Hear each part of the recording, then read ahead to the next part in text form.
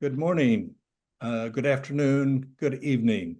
Welcome to the webinar of the Unity of God and the Unity in God, presented by Luke 10 in cooperation with the Tolou International Institute at the University of Qom, at the University of Tehran in Qom. I am Doug Hofstetter. I am a Mennonite peace pastor, and I'm a member of the Pax Christi International Advocacy Team at the United Nations.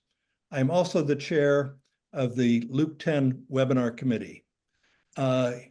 This is the 8th webinar that Luke 10 has done in the last 4 years. This webinar will run for about 90 minutes.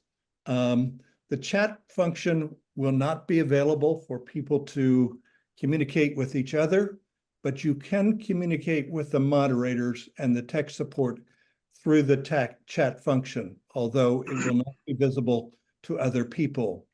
If you have questions during this webinar, you can put them in the Q&A, click the Q&A button at the bottom of your screen, and you can post questions for either of the panelists at any time during the webinar. Your questions will not be visible to other participants, but they will be visible to the moderators. The panelists will do their presentation, and there will be a short time for the panelists to discuss with each other, and then the last 21 minutes of the webinar will be for questions from the audience. So put your questions in the chat, and we will make sure that those questions get presented to the panelists. Now, for the first time in any of our webinars, we have had some students who have asked whether it would be possible for them to get academic credit for attending this webinar, and that they have faculty who would be glad to give them credit. If you are interested in receiving credit, please write to this email address, luke102022@gmail.com, luke10, LUKETEN 2022@gmail.com, and we will send you a certificate of attendance that you can then present to your professor to get academic credit for participating in this webinar. Thank you, everyone. David Woodward, who is a member of the Luke 10 board, will now introduce Luke 10, and we will proceed with the webinar. Thank you. Thank you, Doug. Welcome. I am David Woodward, an international educator based in Seattle, Washington, and a member of the board of directors of Luke 10 Yahad. Thank you for joining us in this joint webinar presented by Luke 10 and the Tolou International Institute in cooperation with Hawzah Hmiyyah of Qom and the University of Tehran. This webinar, entitled Unity of God and Unity in God, is the 8th in a series of webinars produced by Luke 10 and our academic and clerical colleagues from the Islamic Republic of Iran. Luke 10 was established in early 2020 by 19 leaders representing Christian denominations from the United States, Canada, and Great Britain, united in a common purpose. That purpose was to re-engage with our Iranian academic and religious colleagues by responding to a request to help by providing humanitarian assistance and support during the COVID-19 pandemic and its impact on the Iranian people. Many of us on the Luke 10 board of directors have worked with our Iranian academic and religious colleagues for more than 20 years. Our work today continues to focus on inter-religious dialogue between Muslims and Christians, studying the teachings of our holy books, where shared theological teaching and values can be applied in promoting better understanding between the people of the 3 Abrahamic faith traditions, and by applying our shared learning to address the challenges that are currently impacting the global community. Mhm. Our first webinar with our Iranian colleagues was held December 3, 2020, and titled, Who is My Neighbor? Abrahamic Dialogue during the time of COVID. Following that first webinar, we collectively pressed forward to continue the critical work of interfaith dialogue that is so necessary today, irrespective of the challenges that currently impact the global community. We pray that our ongoing collective work will promote others to raise up the power of respectful interfaith dialogue to counter the forces of division that threaten to disrupt the search for that peace that passes all understanding, which is the bedrock of the three Abrahamic faiths and the Indic religions. As Christians, we are called by Jesus to love God and our neighbor, as it is written in the 10th chapter of the Gospel of St. Luke. We are committed to engage in acts of kindness and mercy, embracing our neighbors through God's love, whoever they are and wherever they may reside. Today, we are blessed to present a conversation between our two distinguished speakers, Dr. Mohammad Ali Shomali and Dr. Elias Mallon. I would like to add a personal note of friendship in Persian for our Persian-speaking friends and colleagues. به عنوان کسی که در تهران به دنیا آمد و بیشتر دوران کودکیم را در خوزستان زندگی کردم، مردم ایران در داخل ایران و سراسر جهان مانند اعضای خانواده من هستند. باشد که خدا به همه شما برکت دهد. دوست شما، داوود. English translation: As one who was born in Tehran and lived much of my childhood in Khuzestan, the Iranian people inside Iran and around the world are like my own family members. May God bless you all. Your friend, Dawood, my Persian name. I am honored to now introduce Dr. Gholam Reza Sedaqati of the Tolou International Institute to provide introductory remarks. Thank you very much. Thank you so much, Mr. Woodward, for your introduction. In the name of the Almighty God, the compassionate, the merciful, ladies and gentlemen, welcome. It is both an honor and a privilege to have among us today our esteemed guests, the distinguished scholars, Dr. Elias Mallon and Hujjatul Islam, Dr. Mohammad Ali Shomali. Their profound knowledge and extensive experience greatly enrich our gathering. I extend my heartfelt gratitude to these revered scholars for their presence. Similarly, I must acknowledge the tireless efforts of everyone who played a role in organizing this significant webinar, especially revered Daj Hostetler. On behalf of the Tolou International Institute, I also extend a warm welcome and deep appreciation to all the distinguished guests joining us for this valuable webinar. Today's session promises to be a stepping stone towards enhancing understanding and fostering unity between Islam and Christianity. Allow me a few moments to introduce the Tolou International Institute and discuss its initiatives. A friend of mine, after completing his advanced studies at the Qom Seminary, enrolled in an American university. He was astounded by the unfamiliar titles in the field of Islamic studies there, just as his American peers were unfamiliar with the seminal works from Shiite seminaries. This reciprocal unfamiliarity underscored a significant gap in the academic recognition of Eastern and Western scholarly works.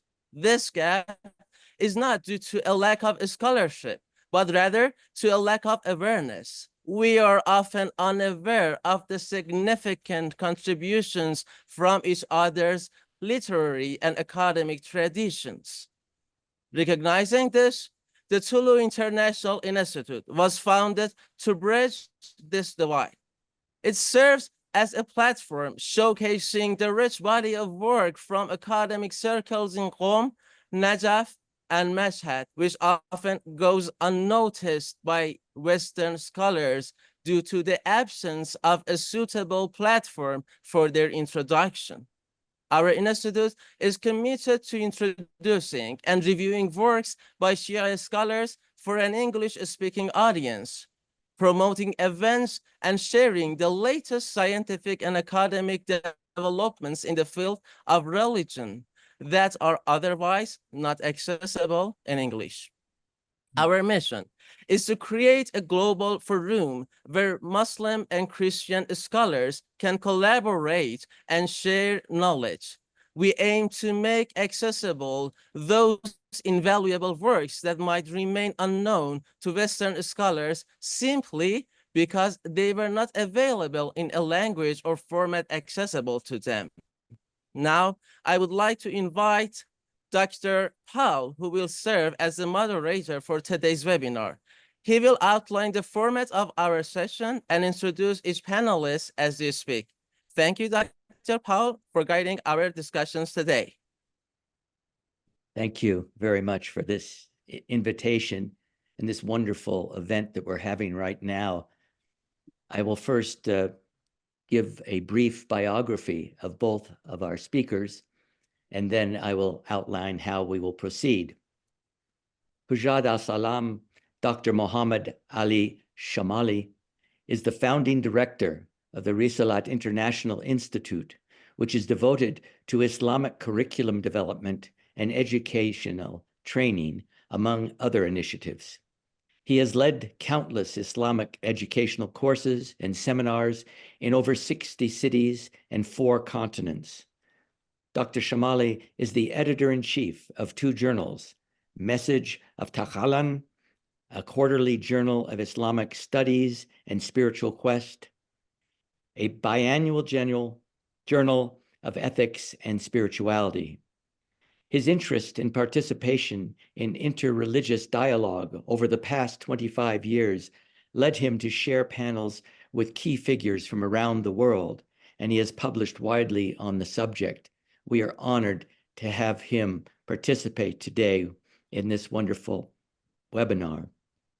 Dr. Elias Mallon is Reverend and a PhD, ordained member of the Franciscan Friars of the Atonement, Greymoor, and has been involved in the Roman Catholic-Muslim dialogue on the local, national, and international level since 1985. He has published numerous articles and 2 books on Islam. His most recent book is the second expanded edition of Islam, What Catholics Need to Know.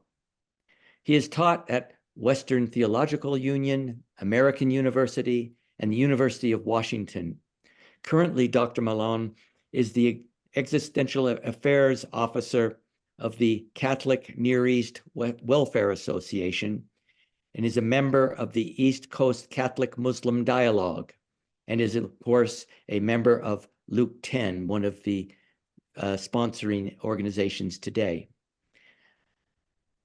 These distinguished speakers are going to do more than give us a panel. They are actually going to have a conversation with each other at the end of their presentations. That will take 10 to 15 minutes, after which we will invite those who desire to add their questions into the question and answer, the Q&A block, and I will then select the questions to present to the panelists in the last portion of the webinar. So I hope that this will proceed without a glitch. Our technology seems to be working wonderfully, and we are delighted to begin our conversation. May you begin. We're beginning with Dr. Mohammad Ali Shomali. Go forth. Thank you very much. In the name of God, the compassionate, the merciful, I am very delighted to be present in this webinar. I am meeting some of my very good old friends from the Mennonites and from other groups of Christians in the US. I remember a very nice meeting I had with Doug in Mennonite's office, the UN, and the trip we had together, I think was a Stony Point, if I'm not mistaken. Yes. So, and also Randall, I think we met in New York. So I'm very happy since beginning of Luke 10, when I heard from my dear friend Ed Martin about this initiative, I was very excited to get a chance to know more. So now here we are. So we are now in the webinar hosted and organized by Luke 10 and Tolou International Institute. And what an amazing team, unity of God and unity in God. I am very hopeful that I'm going to make new friends, and in particular, Elias Mallon, my knowledgeable partner in this discussion. So for me, the topic of unity of God and unity in God is very, very dear, and it has a history. It is part of my life, part of my mission, and I cannot exaggerate about it. Just to give you a little background, I was not trained or, taking any course on interreligious dialogue or Muslim-Christian relations in particular. But my seminary studies, as well as my studies at Tehran University of Western Philosophy, all helped me to look at a larger picture of how God has created the world and how God looks at us and expects us to be. So when I went to Manchester in 1996 to do my PhD, then I thought it's a very good time to also develop more familiarity with Christianity. My topic was not about theology, it was about ethical relativism, but I thought it's a good time. I know more about Christianity as lived and practiced. I had studied Christianity in the seminary and also in Tehran University, especially some of the theologians and philosophers I have studied, but I didn't have that much personal encounter with Christians. Because as you know, in Iran, we have very small Christian population, and mostly they are in certain areas in Tehran or northern Iran or some Isfahan or other places in northwestern Iran. So it's not that in every neighborhood you have many Christians. So I didn't have that much experience of personal relation with Christians. So when I went to Manchester, I thought this is a very good opportunity for me. And we started exploring more. We made friendship with different groups of Christians, with Focolare movement, with Anglican Church, then with Mennonites, and with other groups, with inside the Catholic Church, with many, many groups. For example, with Benedictine monks and sisters, we started a very good relation more than 20 years ago. So far, we have had 10 rounds of dialogue, and we have published 6 volumes together. So I didn't miss any opportunity to know more about Christianity and reflect on Muslim-Christian relations from an Islamic perspective. So I was a practitioner, but at the same time, a person who is taking theology and philosophy very seriously. So I didn't do anything unknowingly or blindly, but at the same time, I didn't let my theology limit me. I said, I have to, go in this path with open mind, open hearts, but at the same time, be very careful about every every position I take, etc. So at the beginning, it was very clear for me that Muslims and Christians have the same God, the same origin. They share great part of their history. In a small book that I wrote for the first volume of Catholic Shia Dialogue, and then it was published separately, Mary, Jesus, and Christianity and Islamic Perspective, I have mentioned many reasons why I am very happy with dialogue with Christians. And I have mentioned many commonalities and many reasons for dialogue. So this was about, 40 years ago, 30 years ago, up to maybe 20 years ago, 15 years ago, this was my approach. Mostly dialogue, friendship, mutual respect, working together as needs arise. But gradually, I came to the point that dialogue is not enough. Dialogue is too little to describe the relation that God has made between us. We as believers in the same God, in God of Abraham, who have the same origins, the same heritage, we are not just supposed to have dialogue. In my understanding, I don't want to offend anyone, but dialogue is very little. I think even with your enemies, you have to have dialogue. Dialogue is not, something that, shows friendship. No. As a human being, I think we should have dialogue with any kind of person. Even with our friends or enemies, we should have dialogue. Even God has dialogue with Satan. Even God says to Moses and Harun, go and speak to Pharaoh. Dialogue is very little, just is a basic thing for a human being to talk, to communicate. When we want to talk about Muslim-Christian relation, is not just dialogue. And it's not just mutual respect, mutual trust. It's unity. And unity is much more than dialogue. Sometimes I use this example. I say, for example, if you look at family and marriage, maybe a man and woman who want to get married, they meet several times, they talk to each other, they have, honest dialogue to explore whether they suit each other for marriage or not. But marriage is not dialogue. You don't marry to just, have honest discussion with each other. You marry so that you form a family. You make a unit which has now two pillars, two elements, but it's one unit, not two individuals talking to each other or living under one roof. Our understanding of family is not just living together and talking to each other and respecting each other. It's much less than family. Family is much more. Family means that you are so united that for everything, happy or sad, you are together, you plan together, and you prioritize the happiness of the other part to your own happiness. So, marriage is not just dialogue. Unity among believers is not just dialogue.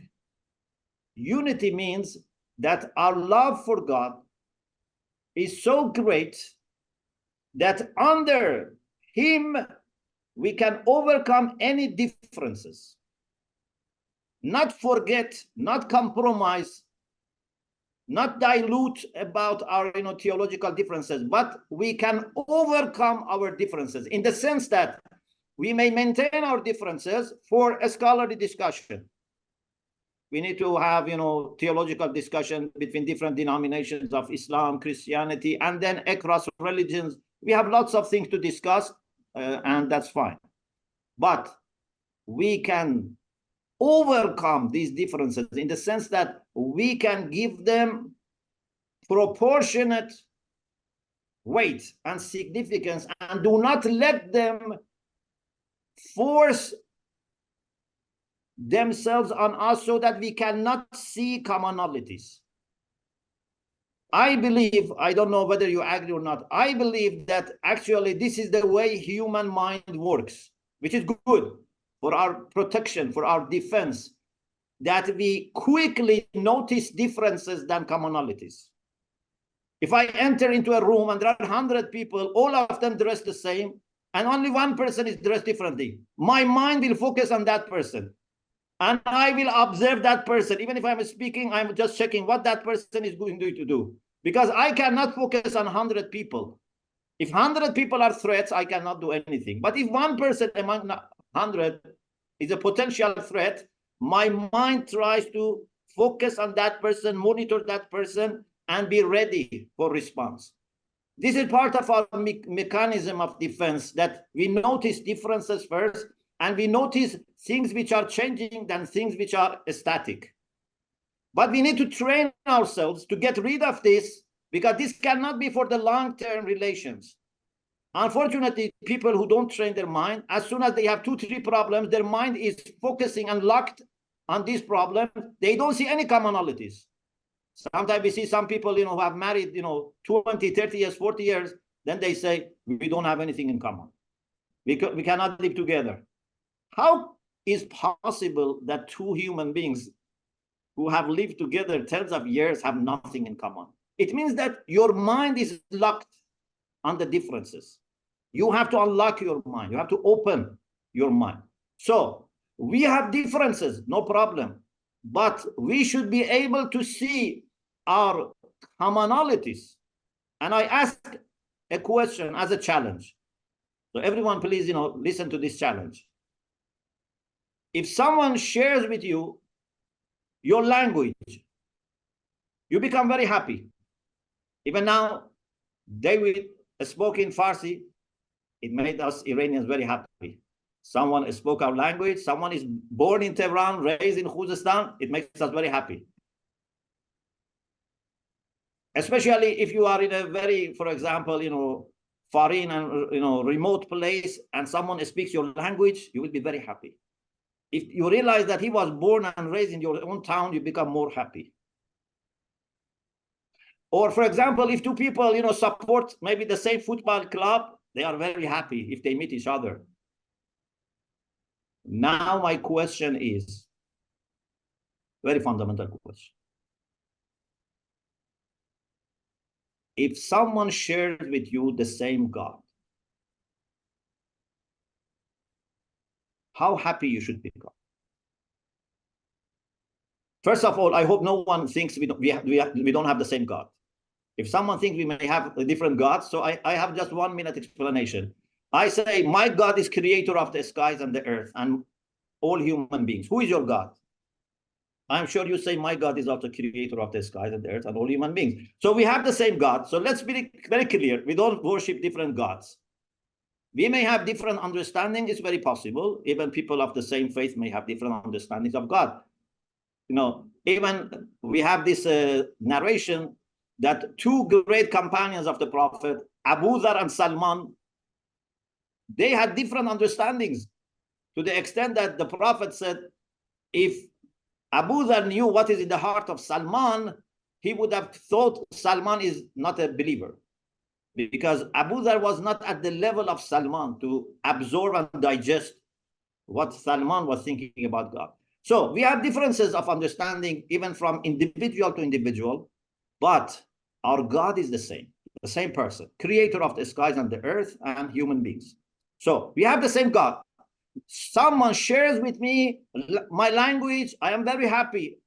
Someone shares my ethnicity, my nationality, I am very happy. If someone shares with me the same God, how happy I should be.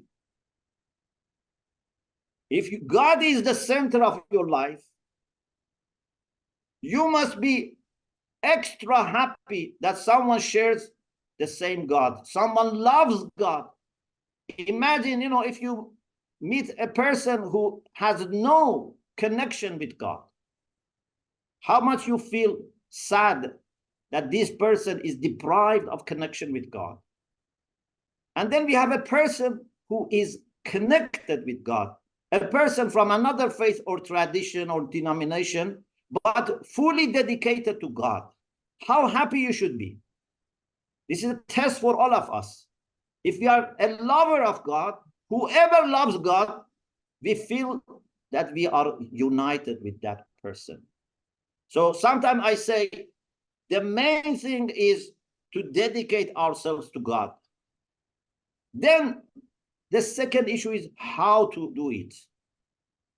with good Christians, I have seen that we share the same dedication. Sometimes I feel some of my Christian friends and some of my Sunni friends and some of my Shia friends, all are better than me.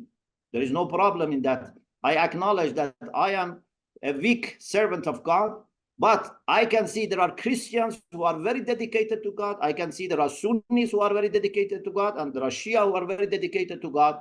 I can sense the smell of faith, the light of faith from these Christians or Sunnis or Shia, people from different faith background, but I can see that they are dedicated to God.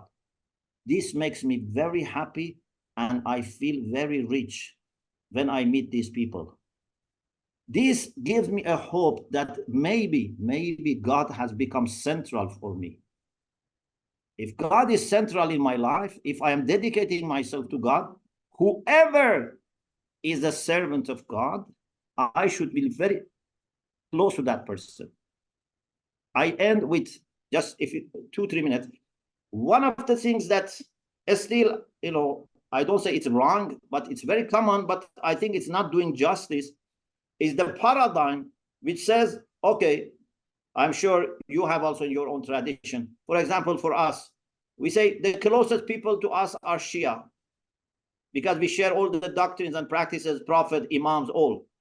Then the wider circle are Sunni Muslims, because they believe in the Quran, in God, in Qibla, in the Prophet. Then the larger circle is Abrahamic faith, because we believe in the same God, many prophets we share, we believe in the resurrection, etc. Then people who believe in God, but not God of Abraham. Then people have goodwill.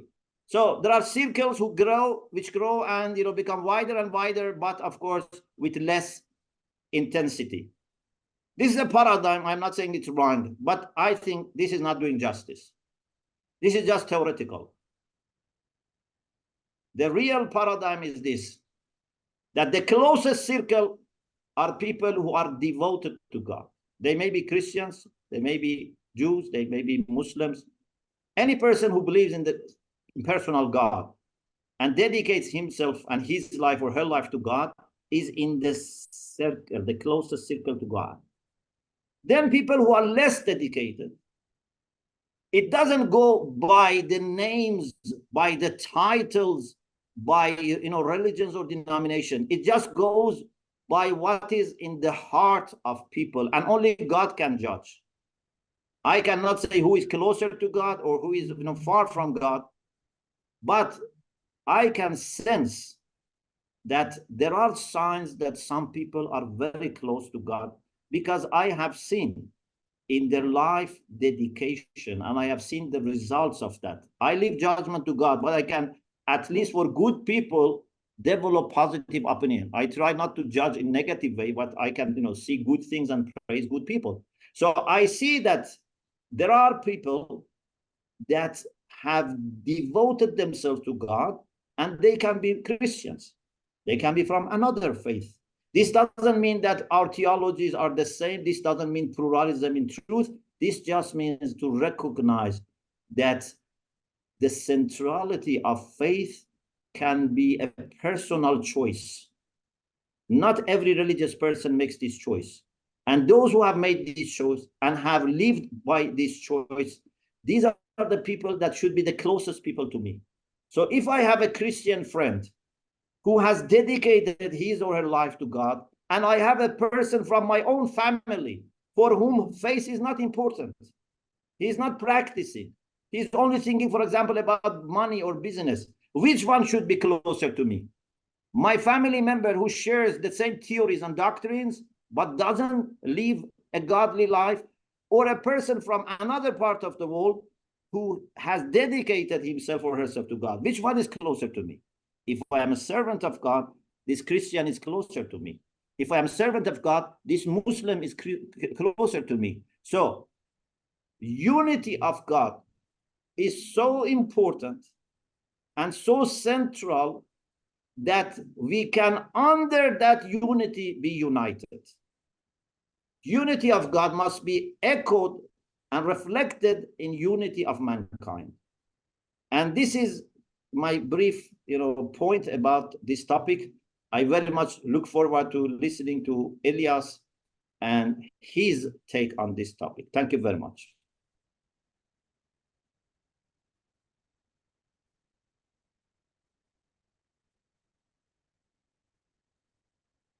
You need to unmute yourself, Elias.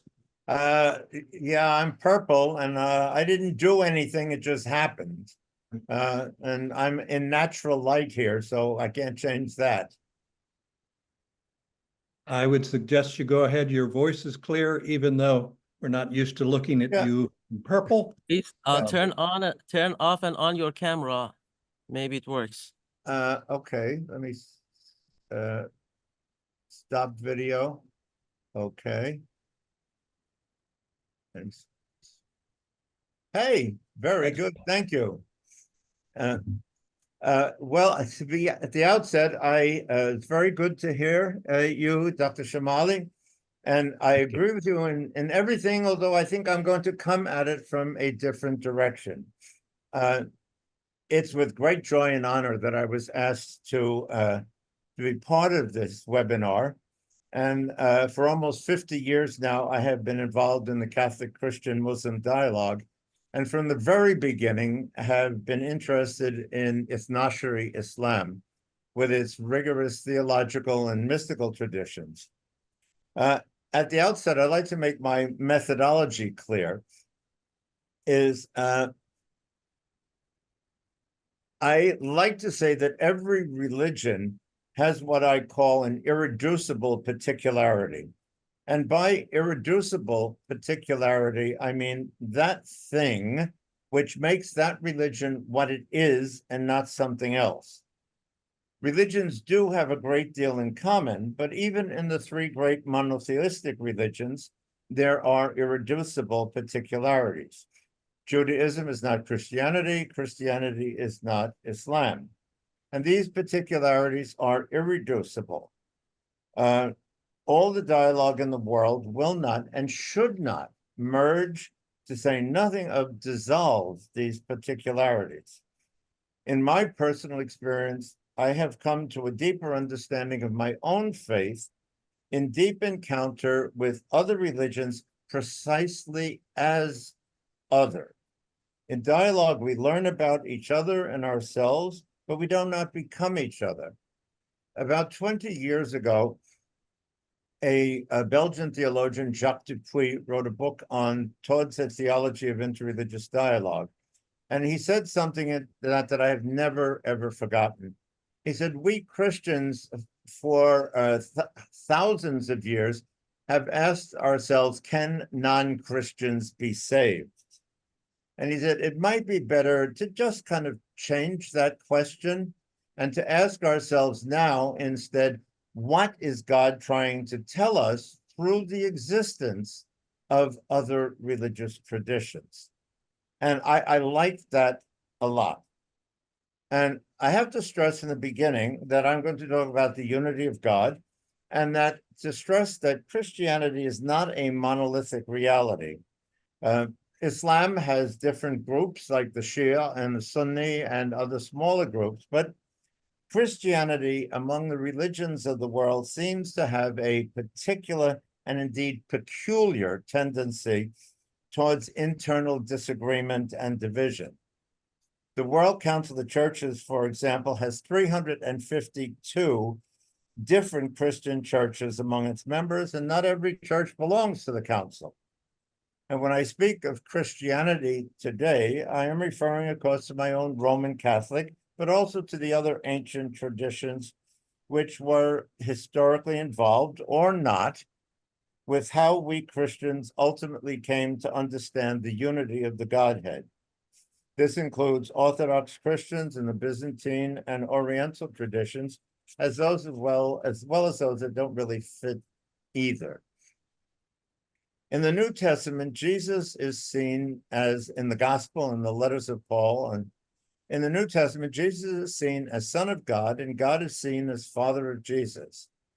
In the letters of Paul and the rest of the New Testament, The relationship between Jesus and God is also presented as that of Father and Son, the Holy Spirit, the Spirit of God, a Spirit, the Paraclete, is also mentioned many times. However, and this is important, there is no attempt in the New Testament to work out in detail how the relationship between God as Father, the Logos, Christ, and Son, and the Holy Spirit is to be worked out or understood. I think that one God as Father, Son, Logos, and Spirit is part of Christianity's irreducible particularity.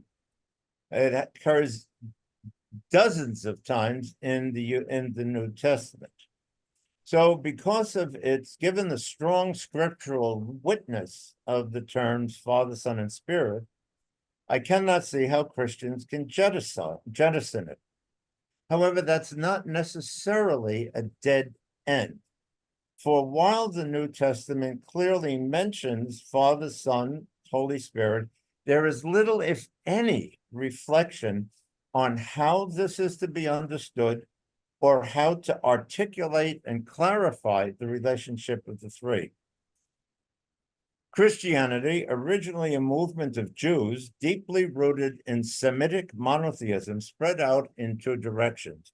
One was towards Mesopotamia, where it remained rooted in Semitic-speaking culture, and the other was towards the Hellenistic world. Very early on, Christianity spread throughout the Hellenic world of Rome and Constantinople. There was a large Jewish population throughout the Mediterranean, so that's not surprising. However, Paul changed the direct trajectory of the new movement considerably by including non-Jews in his community. These Gentile Christians soon became the minority. A very different situation was taking place among Christians in Eastern Syria and Mesopotamia, where there were also Jewish communities. Christians in the East were generally under Persian, either Parthian or Sassanid rule until the Muslim conquest of 641. And both the Parthian and Sassanid empires were multicultural and multi-religious. However, the Persian culture and Zoroastrianism, an indigenous monotheistic religion, became increasingly dominant. While many, if not most people, even among Christians ourselves, tend to identify Christianity with its Latin Western form, this is a mistake and even a distortion. Even with something as central to Christianity as the Trinity, one God is Father, Son, and Spirit, there are sometimes very different ways of articulating it between Western Greek branches of Christianity and Eastern Semitic branches. Overlooking the deep and important differences between Eastern and Western Christians guarantees a one-dimensional and hence distorted view of Christianity. Some of the differences. Western Christians spoke Greek. That was the language of Christianity. They were part of an attractive Hellenistic culture, which was polytheistic, but philosophical too, Neoplatonist, Stoic. So Western Christianity was in dialogue with a polytheistic dominant culture. By the 4th century, Christianity had achieved political hegemony in the Mediterranean world. This had a profound effect on Western Byzantine Christianity, since it was at very least the beginning of a relationship between the power of faith and the coercive power of the state. That's a problem even today. But Western Christianities, they had ecumenical councils to deal with theological questions. Those councils were often convoked and presided over by the emperor. The councils were held in Greek, and decisions, both administrative and theological, were published in Greek. The categories and vocabulary of Greek philosophy played a major role in Western Christianity's emerging self-understanding and identity, and we produced creeds, which for all practical purposes became requirements for citizenship. Eastern Christians, on the other hand, often spoke Syriac, a type of Aramaic belonging to the family of Semitic languages and totally unrelated to Greek and Latin. Aramaic, in one form or another, had been the language of Jews in Mesopotamia for 500 years before Christianity and was the language of the Christian community too. The Eastern Christians were part of a mixed Iranian Semitic culture, which was multi-denominational. However, the dominant culture, this Iranian Semitic culture, became increasingly monotheistic with the ascendance of Zoroastrianism and later Islam. So Eastern Christians were in dialogue for the most part with a monotheistic dominant culture. Christians in Mesopotamia and in the Persian Empire often were highly educated, but never achieved political hegemony. They did not take part in the ecumenical councils of the West because of wars between Rome, Byzantium, and the Persians. Also, Christians, especially under the Sassanids, found it advantageous to isolate themselves from Christianity of the Byzantine West to avoid accusations of disloyalty. If creeds and polemic literature were often significant theological genre in Western Christianity, the Eastern Christian centers of learning in Nisibis and Edessa often expressed their theology in hymns and poetry. Unlike in the West, it was not Greek philosophical, but biblical categories and vocabulary that played a major role in Eastern Christianity's emerging self-understanding and identity. Western Christianity, especially the Roman type, has enjoyed tremendous cultural, political, and demographic success. The Roman Catholic Church alone counts for 1.4 billion people. And this can project an image of a huge monotheistic organization. And so it's easy for non-Christians to believe that the Christianity of Western Europe is the sum total of worldwide Christianity. While there are reasons to justify that image, it's nonetheless a distorted image. Eastern and Western Christianities will have very different approaches to understanding the Godhead and then articulating that understanding. And so, for example, I believe some of for example, official belief and popular piety are often quite different. And I perceive that in today's theme. The majority of Christians profess belief in the most holy Trinity and see one God as Father, Son, and Holy Spirit and profess what's called the Nicene Constantinopolitan Creed of 381. The vocabulary of the creed proclaims belief in one God and three persons, Father, who is creator, Son, who is eternally begotten, and one in essence, substance with the Father, and the Spirit who proceeds from the Father. The problem we face is that the precise Greek philosophical language of the year 381 has changed, and words have new and different meanings. And this can result in a grotesque image of the Godhead, which was never intended, but now heard. For example, the creeds use the term substance, hypokamenon, ousia, and person, prosopon, of the Godhead. These were precise technical terms in the first 5 centuries of Christianity. Modern people tend to understand substance as an inert chemical mass and person as a psychophysical unity. The modern understanding of these words has nothing to do with the meaning in the creed, but in fact, when applied to the creed, becomes grotesque. As a result, it is often the case that while we proclaim belief in the Trinity, that belief plays little role in the spiritual life of the average Christian who has no idea, or worse, the wrong idea, as to what the creeds mean when they speak of the Trinity. I think this is a great tragedy. Eastern Christianity took a different route. And this is, I think this comes out most clearly if we compare two treatises by two great Christian theologians. Aquinas deals with the Trinity in his first part of the Summa Theologica. His treatment of the Trinity comprises pages 56 to 283 of the English translation I'm using. In the topics, Aquinas relies heavily on logic and the categories of a Christianized Greek philosophy.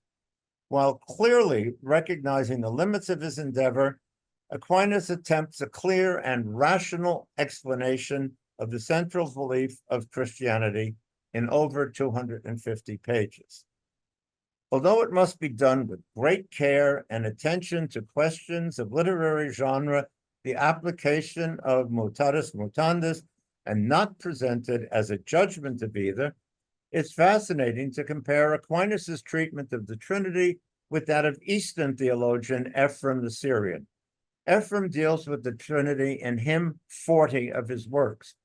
In the hymn, Ephraim uses the metaphor of the sun to explain the Trinity. Both Ephraim and Aquinas are both Christians, both hold the one Godhead to include Father, Son, Word, and Spirit, yet both articulate their one faith in radically, though by no means exclusive ways. Ephraim's hymn on the Trinity is 95 lines long in the English translation. It's an extended metaphor on the Son. Other than mentioning God once in line 5, the Holy Spirit 3 times, and the 3 persons, quote unquote, 3 persons once, Ephraim focuses entirely on his image of the Son. He never specifically mentions the Trinity, nor does he use the formulaic Father, Son, and Spirit, though it's right under the surface of the entire hymn. Ephraim then closes his extended metaphor with, quote, except in simplicity, those 3 persons, receiving them with love and not questions. Ephraim is neither anti-theology nor anti-intellectual. If Western Christianity took a propositional, almost juridical approach to the understanding of the Godhead, Ephraim and Eastern Christianity tended towards a metaphorical, almost aesthetic approach. Here, I believe Christianity's dialogue with Eastern Christians and Islam can be very helpful. Western Christianity's, dare we say it, addiction for exhaustive and comprehensive legal precision can lead to a dead end with fixed sacred formulas that are not easily comprehensible to a majority of believers. Ignoring the advice of St. Basil, let ineffable things be honored in silence, the creed then no longer leads us into the mystery of the ineffable Godhead, but leads us into further and further explanations. Islam's often repeated Allahu Akbar is translated often God is great or God is the greatest. However, I take the word Akbar not in its superlative meaning, but in its comparative meaning to be extremely helpful. Faced with Allahu Akbar, God is greater, the question immediately arises, greater than what? For me, this is the pivotal point of monotheism. What is God greater than? Everything and anything. Allahu Akbar is an expression of the utter transcendence of God, a transcendence from which every human assertion about the Godhead originates, and to which it must retain and is always ultimately inadequate. We as Christians see unity in God on several planes. The goodness of God and of creation in Genesis, the description of humanity created in the image and likeness of God in Genesis, places humanity in an immediate relationship to the Godhead. Although it needs explanation, both Eastern and Western Christianity speak of, analogously speaking, a divinization of the believer who through God's gracious love, is transformed into holiness. The dialogue between Christianity and Islam can be mutually very enriching. It challenges us to see what expressions, practices, etc., we may have in isolation from each other, begun to take for granted and allowed to be drained of meaning. When, in mutual respect and love, Christians and Muslims ask each other, what do you mean by that? How do you understand that? We are not attacking each other. Rather, we are giving each other a gift, a call to go back and discover, and if necessary, purify what we say we believe, as together, in different ways, we follow the same path, to serve, adore, and love the ineffable and utterly transcendent God who has reached out to us in our respective and respected sacred traditions. And I would like to end this in a way that's not Christian, but which I hold in the highest respect. Wa kan Allahu aliman wa hakiman. Thank you.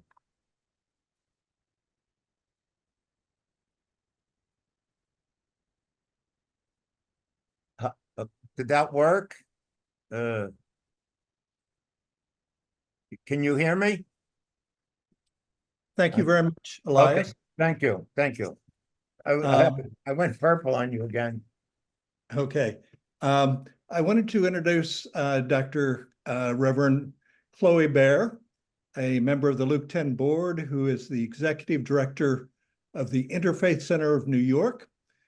She is also an Episcopal priest in the Diocese of New York and an associate priest at St. Philip's Church in Harlem since 2012. She is the author of The Close, a young woman's first year at seminary, basic books in 2000. Chloe joined us a little late, but Chloe will be the moderator for the rest of the discussion with our panelists. Thank you very much, Chloe. Well, thank you so much, and my apologies. My apologies for getting on a bit late. I just wanted to, before moving forward, say thank you so much to both our panelists for some really thought-provoking, ideas about the unity of God. And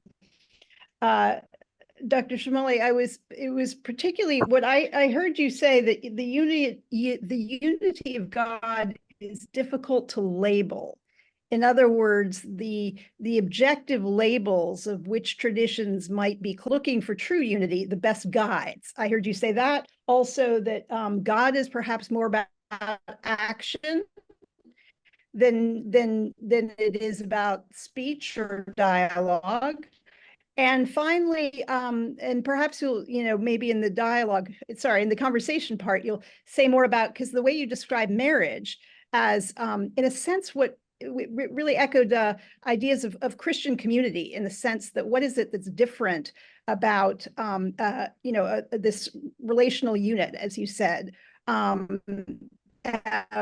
is it that makes it different than an intellectual spoken dialogue? There are many things, obviously, but I think through good and bad, and through prioritizing paradoxically the happiness of the other, these are important ideas within marriage, but also I wonder if they extend to, in my mind, Christian community, but also perhaps in other kinds of community as well.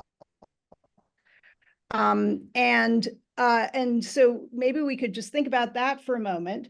And then I wanted to thank Elias. It's so great, Dr. Mallon, what you brought to us about the gift of Eastern Christianity as a resource, as we perhaps an underused resource in both our dialogue and shared action with people of other traditions. I feel that you've really opened up a whole world that I should have already known was there, but you've really put it forward in a way with this focus on perhaps more poetic or biblical references than the kind of the language of philosophy and logic that have so informed Western Christianity. So thank you both. And I think perhaps we could begin with this question of community, this idea of what is it within Islam and Christianity that might help us define a community that both respects the difference between peoples and and even well, between peoples, but also is it possible to have community across religious traditions as a form of praising God? And I'm curious about your responses to that and any other questions you have with each other.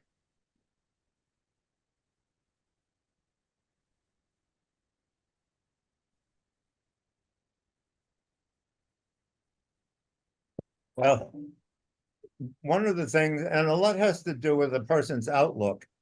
I personally find differences pedagogical and not separating. That difference, I learn from differences. It doesn't separate me from you. It actually unites me with you in a learning experience. And so, so I really don't see a problem with differences in unity. As long as it's honest, fair, and respectful.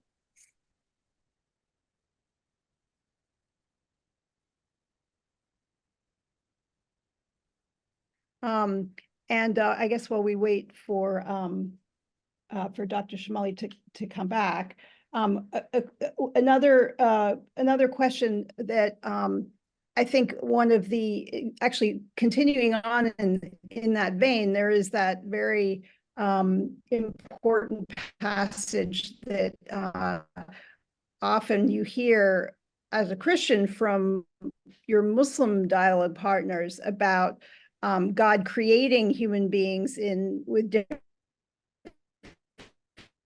religions so that they can know one another. Is there anything similar in Christianity, or is that what you were referring to? Because it sounds in some ways like you're saying exactly that. You're blurred. Yeah. Can you hear me now? Now I can, yeah. You can hear me now. Okay. Okay, well, let's move on to one of the questions that came up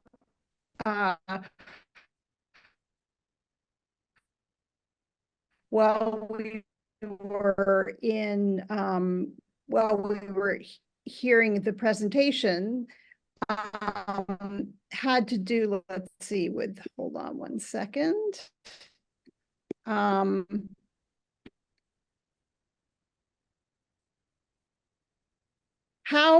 does your tradition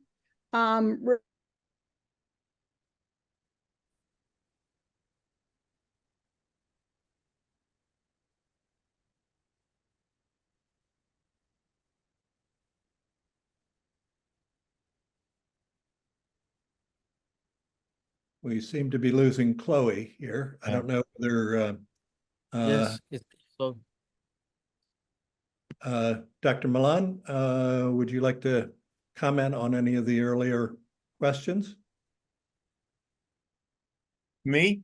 Yes, yeah. I couldn't understand them. I'm sorry.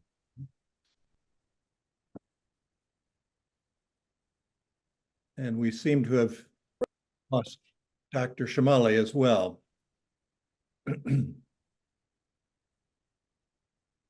So are there? I'm trying to reach him. Thank you. So are there any other reflections, Dr. Malone, on what you heard from Dr. Shomali in his presentation? Yes,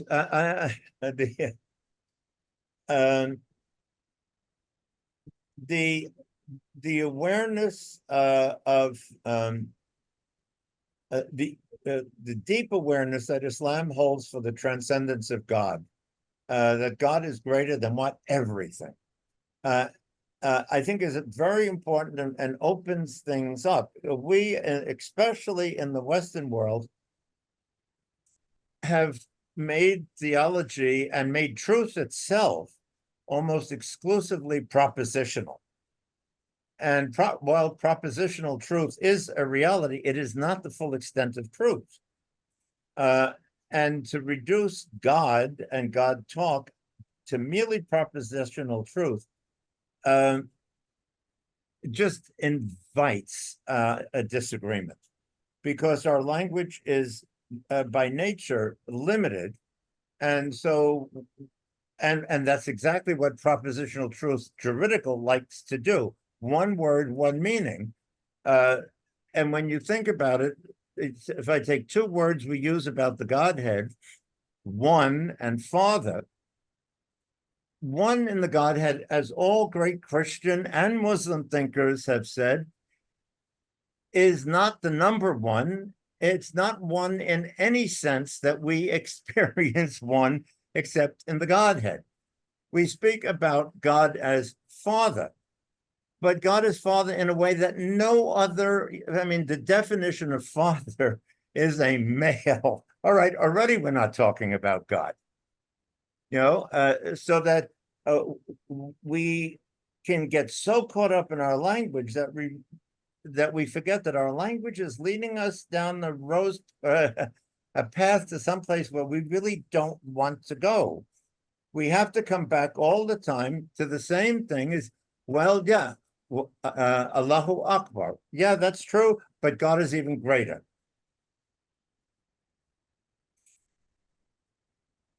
Dr. Shomali, did you wish to say anything on the subject? Sorry, I was disconnected, so Well, so I didn't we hear. have some other questions. Yeah. We have a question about Christianity and Islam and heaven. And this idea of some social form of heaven. And in what sense does heaven relate to God's unity or the unity of God in your tradition? Does on that? I don't know. I had difficulty in hearing you. Is it only me or other people No, also had difficulty? Can you hear me now? Yes. Just Now, the yes, question, but yeah. no. The question of, can you hear me now? Yes. Yes. About heaven and the role of heaven and unity in your tradition. You mean paradise? Yes. Yes. Well, say about what it is in Islam. Yeah. Yeah. So actually, one of the names of heaven in the Quran is Darus Salam, is the abode of peace. So unity of God is perfectly reflected in heaven. So there is no list of tension or conflict, let alone war in heaven. Everyone, despite their background, despite their ethnicity, despite their past they had in their life, they are all united to the extent that the Quran says we have removed any sense of dislike from their chests. نَزَعْنَا مَا فِي صُدُورِهِمْ مِنْ غِلٍّ. So there is no little sense or list of dislike in the people of heaven for each other. So this absolutely peaceful place, and this is what we need to achieve also on the earth. So we may not be perfectly experiencing heavenly life in this world, but the more we move towards peace and unity, the more we experience heaven. So if husband and wife are very close and united with each other, then they live heavenly relation with each other, but they can extend it to their children and then to community and worldwide. So we religious people should try to be voices of peace in all different levels, as this is to reflect God of everyone. So unity of God is reflected in unity of mankind. And God, who is peace, Islamically, one of the names of God is As-Salam. He is peace. It should be reflected in peaceful relation between us and also inside us. Every person inside also should have peace. So I had a series of lectures, a few months ago in London, inner and outer peace. And also the Quran says, whoever follows the Quran seeking the pleasure of God would find ways of peace. Subul as-salam means in every area of life, if I am a good Muslim, I have to reach peace. In my study, in my business, in my, family relation, with neighbors, with colleagues, internationally, always we need to establish peace. And this is possible when we let the light of God shine on us and our relations. Then all the things that can be divisive would lose their significance. Of course, the only obstacle would be ego. Ego is a big obstacle, so therefore we need to establish peace first inside. So here's two other quick questions. One, is it possible to achieve unity between religious traditions when those traditions are part of the ruling powers?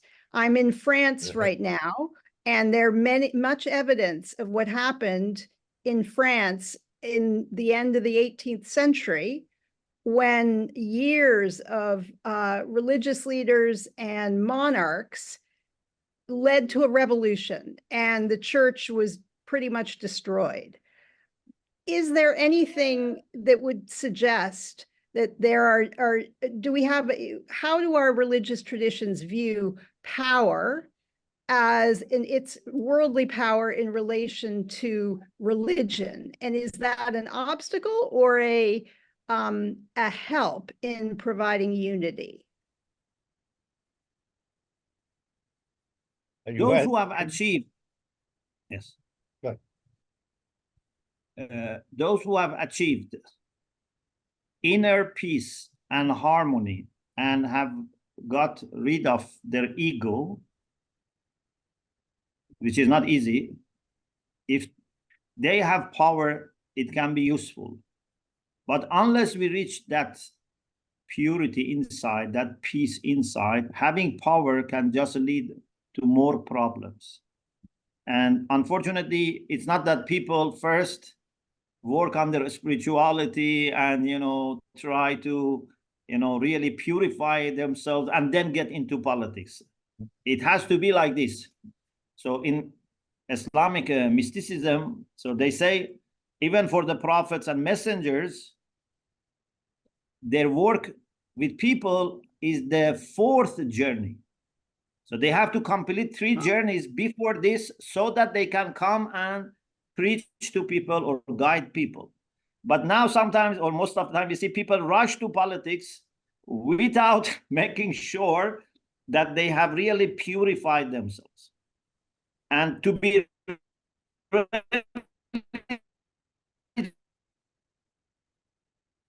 just doesn't mean that you are pure. Even to have turban or habits to mean that you are purified. You're breaking up in that last little bit. We heard most of your response. The last bit was broken up. To avoid power unless we have enough.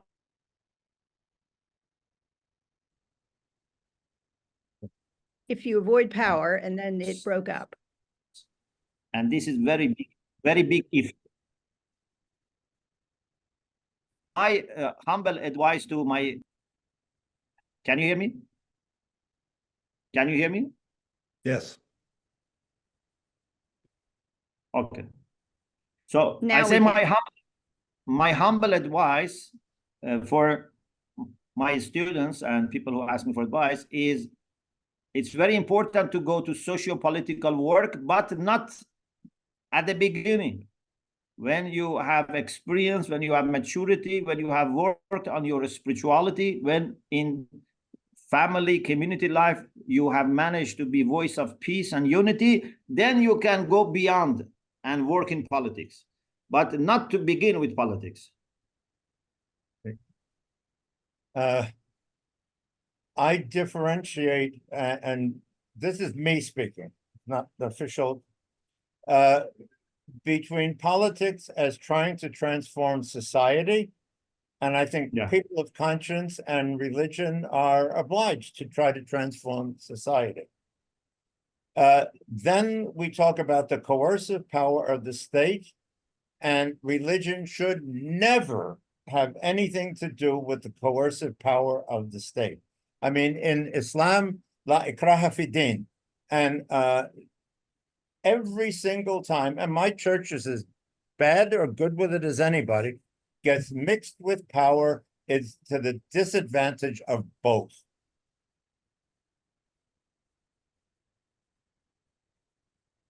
I think, unfortunately, for most part, you are right. In the course of history, we have many cases that power has, unfortunately, polluted faith people and communities. But as you said, on the other hand, politics is very important for bringing positive change.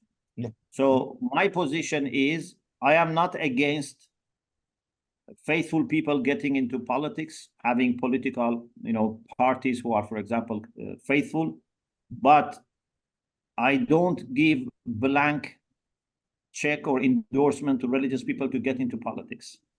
I say it's very, very, very risky path, which is, of course, necessary. But for whom? For the people who have really, really worked on their intention, and they are really at peace with themselves and with God, which is rare, very rare quality. But if religious people leave politics altogether, then it's not that good people are going to take over. So we need to purify ourselves and train ourselves for getting into politics. But we should not take it easy. We should not take it lightly. We should know that it's very, very demanding job. It's much easier to be leading a community, for example, preaching, writing books, attending conferences. But even, being a politician in a city or in a country is very, very more difficult if we do justice. Not in the way that, it's many times done. Every person, tries to, get voted, etc.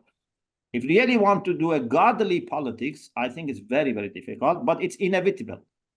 And the world would suffer if we don't have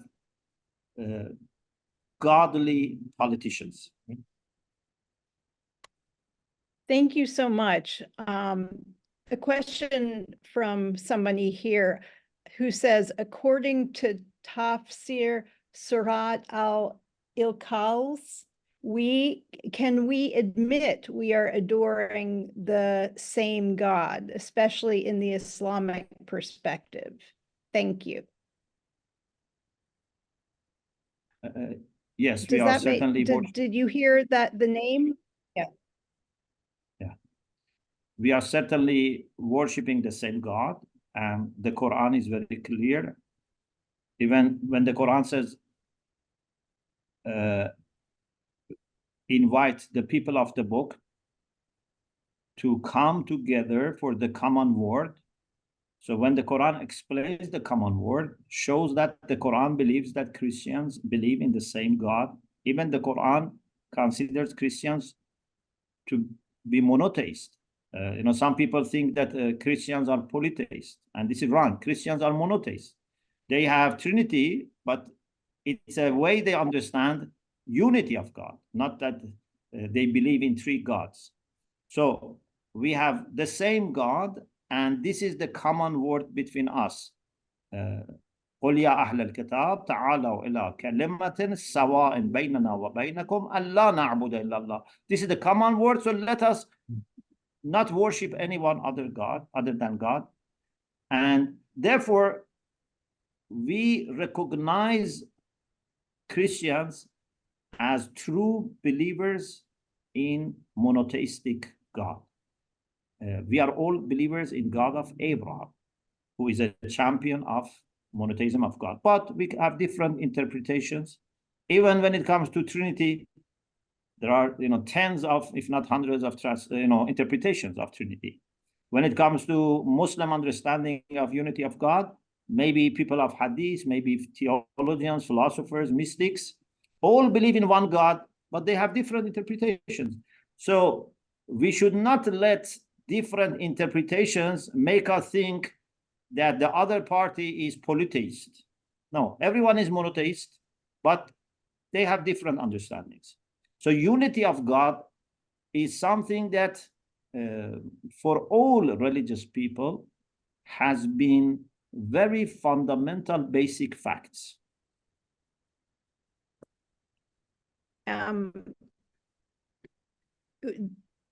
Reverend Mallon, would you like to say anything on that subject? Yeah, it's, again, I come back to the same thing, which is that with all of this, what relativizes everything is Allahu Akbar. So that, yes, we have our understanding of the unity of the Godhead. Islam has a different, but we have to realize that all of our human assertions, God is greater. And so that in all of it, there's a sense of transcendence that we cannot drain, that we can partake of that and like unity, even when we talk about the unity of Godhead, it's a unity that we do not experience anywhere else. So there's a uniqueness, there's a certain mystery to it. And we both, as Christians in Trinitarian theology and in Islam with the 99 beautiful names of God, that God is unity, not uniformity. And also an important question. Just a quick follow-up. In some hadith, it says Allahu Akbar means Allahu Akbar min an yusaf. God is greater than any description. Yes. It's absolutely. Not just God is greater than everything. God is greater than any description. And I comment and said, and any comparison. You cannot describe God and you cannot compare God to anything. لَيْسَ كَمِثْلِهِ شَيْءٍ. There is nothing like God. Yeah. So unity of God is not mathematical unity. And I have one book, one car, one God. No, this is not that type of unity. Unity of God is not mathematical. Unity of God is something for which we cannot conceive of second. There is no way to think of second for God. So he doesn't come next to anything. I personally think that this is from Dr. I personally think the expression Allahu Akbar is one of the most important insights that Islam makes to religion in general. And in our dialogue, we as Christians have to constantly be reminded of that. We have a tendency to get so caught up in our formulas and in our propositions that then we got shirk. Yeah. Any other comments about Allahu Akbar? Can we move on to the next question? Okay. Allahu Akbar is very important. Yes, no, thank you. And we have a question from Dr. Fakhar. Sir, as an academic, Could you please suggest your preferred ways to make our younger university students inclined to religious beliefs? How can we make them accept basic religious articles of faith? This is what we observe in our daily interactions with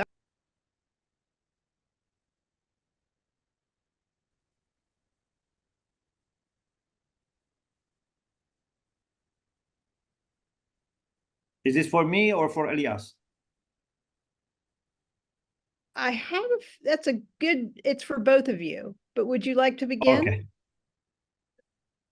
Okay. I don't mind. So my personal idea is that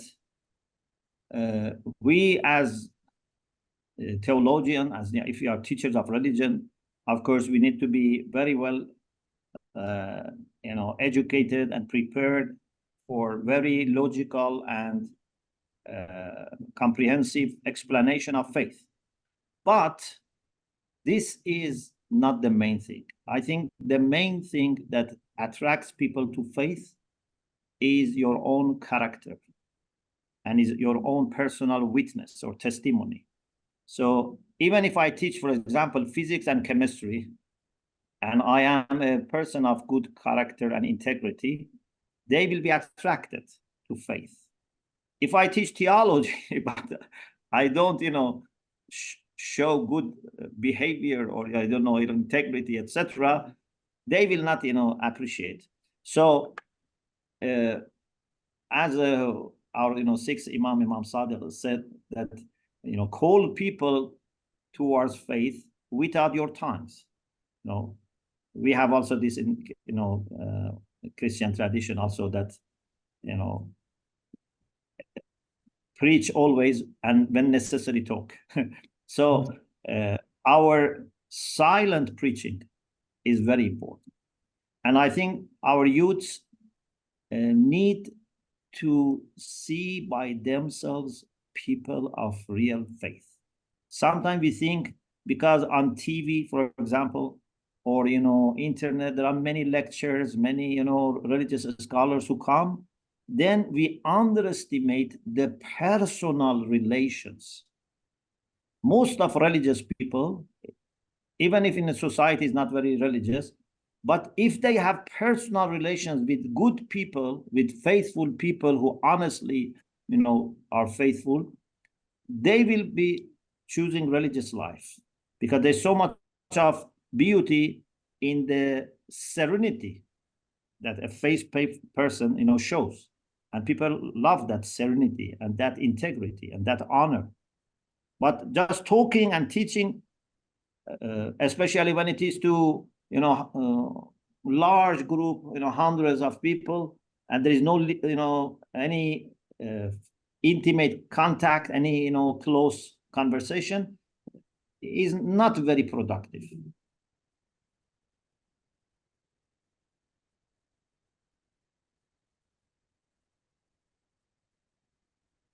Reverend Mallon? I agree 100%. The question is, how can we make them accept our basic religious articles of faith? I'd say live them ourselves. The basic article of faith is love the Lord your God and your neighbor as yourself. If we do that, we'll be attractive, And the fact is that when so many people who are quote unquote religious do quite the opposite, religion becomes incredibly unbelievable. And so if we live the way we say we should, that's attractive. If we don't, it's just all a farce.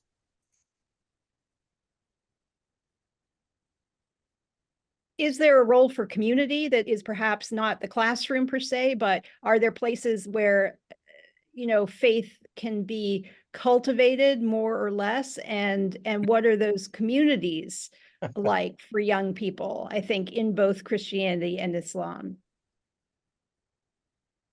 There's where we have to be very, very open. We live in a very pluralistic society, and that's good. And so the community of faith that will arise among various and diverse young people might not be the religious experience that we're looking for or expecting.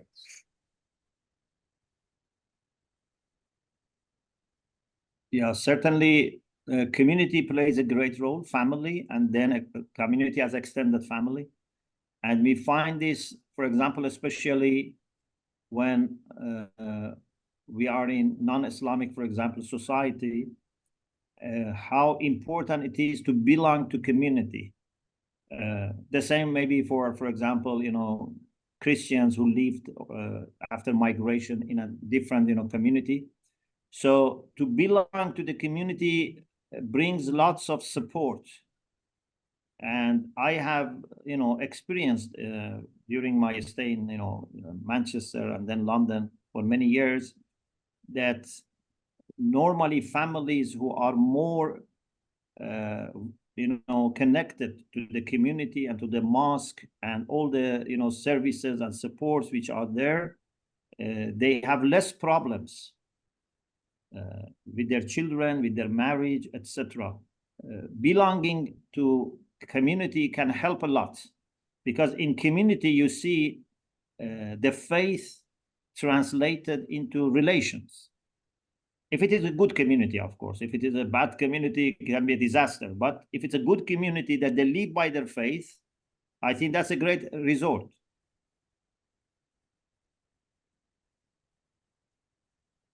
Well, I wanted to thank you both so much. Thank you. And I want to turn the final word over to Doug Hostetter, who has really helped to pull this whole thing together on our side. And we want to thank all of you, and particularly Dr. Shomali and Reverend Mallon, for the time that you've taken today and the really interesting conversation. And I hope I didn't mean to cut you all off as well, because that was a very helpful dialogue, and I was just very eager to get on to the next question. But it was just wonderful, and I hope that we can continue on in some form in the future. So thank you so much. May God heal your son. Thank you very much. Thank you. Mm. Thank you very much to everyone who participated in this webinar at any level, but particularly to the Tolou Institute and Dr. Sajagati, who worked so hard with me to try to put this together. A final reminder to any students who need academic credit for this: you need to send your full name and email address to luke102022@gmail.com, and we will send to you a certificate of attendance so that you can get credit for this. I also wanted to thank everybody on behalf of Luke 10. This is the 8th seminar that we have done. I believe we are the only organization that is continuing dialogue between Iranian people and Shia Islam and the American Christian community. Anyone who would like to contribute towards our work, please go to the Luke 10 webpage and click on the donate button, and we'll be glad to accept your contributions for our work. Thank you, everyone who worked so hard to bring us all together for this. Thank you.